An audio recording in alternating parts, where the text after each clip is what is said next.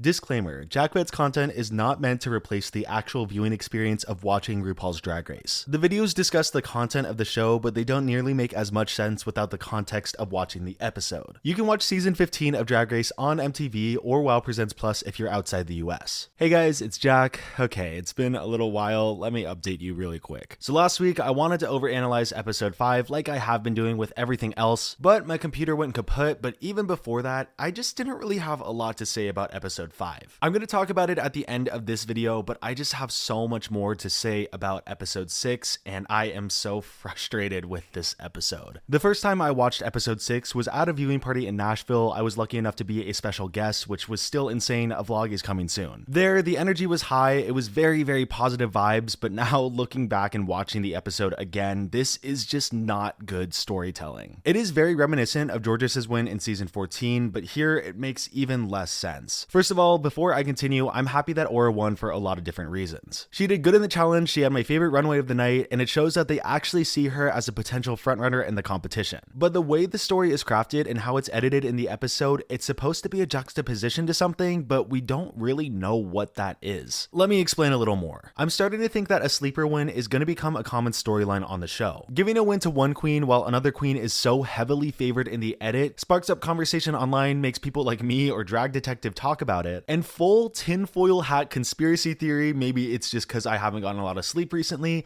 I feel like it's almost commentary and playing into the fandom's idea of things being rigged. These types of wins always come early into the season when the season is starting to kind of slow down and get to the midpoint, so to keep conversation going for the season, they may throw out a win to a queen while editing them down at the same time. People like me will overanalyze it, other people will scream rigged, and other people will send hate, and those people are the worst. But all of the talk, even if people are mad at producers for the week, becomes a net positive because people are still talking about the show. So a sleeper win in general, I think may start to pop up once every season, but the thing is, I hope it's so much better than season 15's. What makes season 14's sleeper win, though still not satisfying, better than season 15's is the fact that it still set up storylines later down the line. A lot of Glamazon Prime was based off of Lady Camden just coming off of a really high placement. So going into this episode, she's determined to get the win, and then she does really good in the challenge, has a really solid concept, but then doesn't end up winning in the end. The thing is, though she didn't get the win, she was still building up a lot of momentum over the past couple episodes, so Georgis's win doesn't actually take away from Camden's momentum, it juxtaposes it and gives her a storyline going forward. In that 1 week period, people were crying rigged and getting really frustrated, but then the next week, Daytona wins, Camden dominated the entire thing, and it made a really satisfying conclusion. So in the moment, the choice kind of seemed odd to do, but in hindsight, it actually makes a really satisfying conclusion. While on the side, throwing out a win to Georgis, who they may want to see in the endgame as well. So coming back to season 15, I guess this can all happen in some way, but they just aren't setting it up as well. I feel like if they're going to do sleeper wins in the future, the person in the top who doesn't get the win who arguably deserves it should be a queen who's building momentum or is just salivating for a win. But when you put Sasha Colby in the top as the person who arguably deserves the win, I mean, she already won once, and it's also Sasha Colby. She's already proven herself a lot. With the win going to Aura, it just ends up sending more hate to her instead of having people pine over a win for Sasha. And I feel like in season 15, of course, we have the really bad edit, but it also just feels like they tripled down on Sasha winning more so than with Camden. Comparing the two and how the wins would be set up individually, Aura gets 2 story beats to set up her win, one in the confessionals and then one on the runway when she breaks down. It would be a decently satisfying win if it wasn't for the fact that Sasha gets basically the rest of the episode to tell her story. She talks about feeling a little disrespected by the other team and then gets the pick that she wants. She has to be the emotional glue to hold the team together, especially with a struggling Aura. Cracking this neck, thank God for Medicare.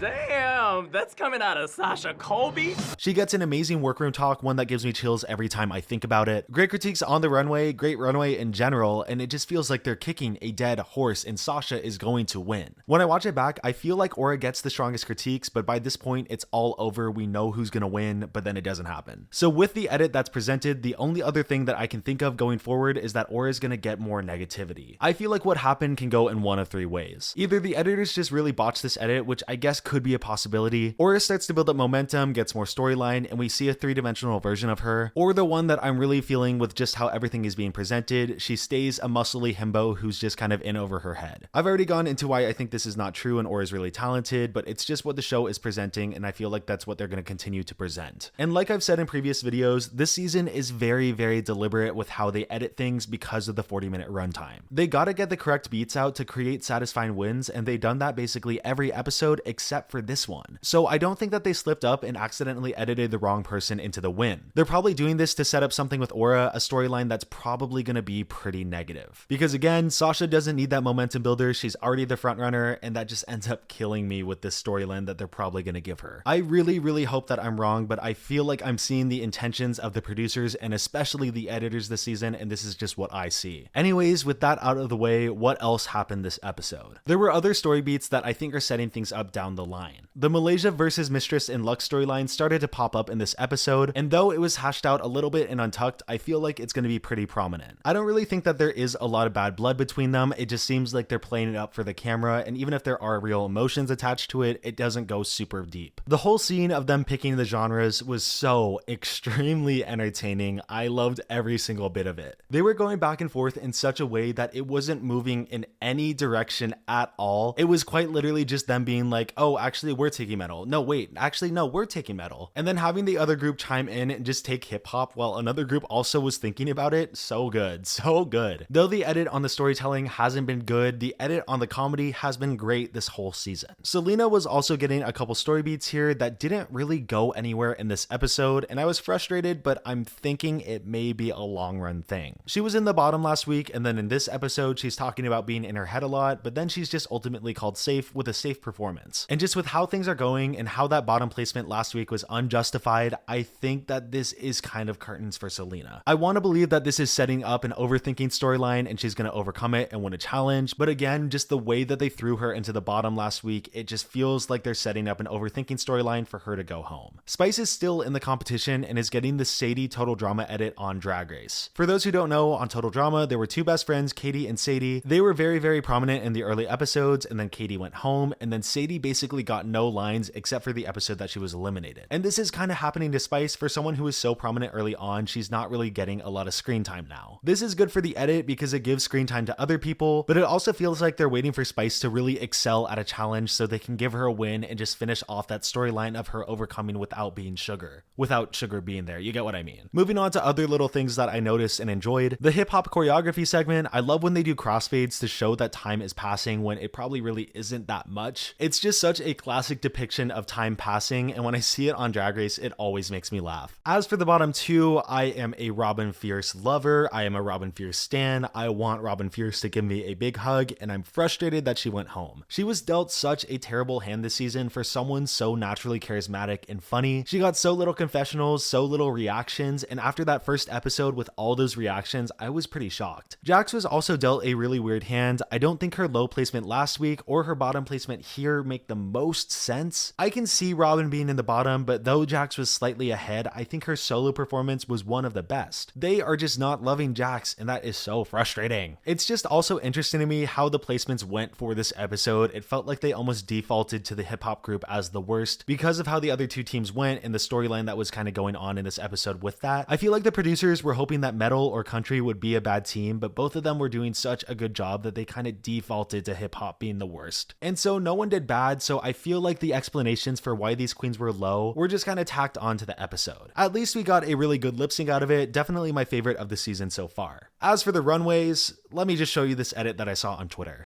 Category is tie-dye, Anitra, Jax, Lucy LaDuke, Robin Fierce, Lalaurie, Mistress, Isabel, Brooke, Lux, Noir, London, Selena V, Marsha, Sasha Colby, Aura, Spot, Malaysia, Baby Doll, Fox. Very funny, great edit, go follow them, but it's also way too real. They each get 7 seconds for the runway now, and the discourse has been so weird online around it. When people online complain and say, hey, give them more time for the runway, they spent thousands of dollars on this. People will clap back and then say, maybe they should just not spend that much on these runways. But part of the reason they do spend this much is because they'll be red if their runways aren't up to par with the other ones, and the most accessible way for runways to be up to par if you're not an expert seamstress like Raja O'Hara is to spend more money on them because designers know what to do. Also, even if you are an expert seamstress, you may not have the time to create your full package, so asking designers to make runways for you can help you save some time, and also it just adds up the money, and that's where we get to here. And also, sometimes the queens just want to spend more money on these runways because they want to push their art out as much as possible. For the people online, it's a really flat argument, stop going with it. And for the showrunners, I truly wish you can find a way to make these runways work. I really beg you. Moving back to episode 5, sorry I'm jumping out of order, but I just again don't have much to say about this episode. The placements were weird and I kind of already went over that. The people who ended up low, I just feel like they aren't given the time of day on this season. I was sad to see Amethyst go, but I am happy that she got a good amount of screen time, even if it was mostly her struggling. She's definitely a really down-to-earth queen and I would love to see her come back eventually. This type of design challenge I absolutely adore so much. I can't remember if they've done it on the regular show. I don't think they have. They did do it on Canada season 1 and it's been one of my favorite challenges ever since. I love the idea of queens grouping up and theming their outfits after a house and all kind of being in the same house. The judging can be a little iffy because it's like obviously you need to judge them as individuals because you can't really rely on your teammates to make the best garments. But at the same time, I feel like some of the judging should fall on the coherence of the house. So it's honestly a little tough to call, but I am glad that they judge them individually. I also love that in the confessionals, they asked the queens to describe how they made their outfit with the different materials. By them saying the unconventional materials that they used, you get a really cool idea of how everything was put together, and I hope they do this going forward in the future. Lux 1000% deserved that win. Her outfit was so amazing, and the fact that she made a pattern out of the zebra, that's so tough. The lip sync was really great. Even though Selena didn't deserve the bottom, she gave a really great performance. And with both of these episodes in the storyline, the people who have been most consistent in the edit are Sasha, Malaysia, Mistress, Lux, and Spice to a certain extent. People like Lucy and Anitra have wins, but it feels like they just aren't super prominent in the edit, so it makes me a little nervous. Overall, I feel like we're getting over the hump of really awkward episodes for this season. WeHo is ending soon, so there is the potential that they go back to 60 minutes, but I'm not holding my breath. I'm just gonna continue to support the girls. Even if discourse online has been terrible and has been kind of killing my energy for this, I'm still going to support them. The people who support me, thank you. You are part of the reason that I keep doing this, while the other part is me just being a little too obsessed with Drag Race in general. I'm happy that you guys are enjoying this Overanalyzing series. I do have 2 videos on the way that are kind of a joint package. I decided that I am going to do the Aquaria video because a lot of you guys want it, but I think what needs to be done before that is a retrospective on season 7. I feel like season 7 isn't a season that we talk about too much, so I'm excited to talk about it. It'll make a lot more sense later. Thanks for watching, guys. Make sure you like and subscribe, and I'll have that vlog up pretty soon too. So I will see you soon with another video.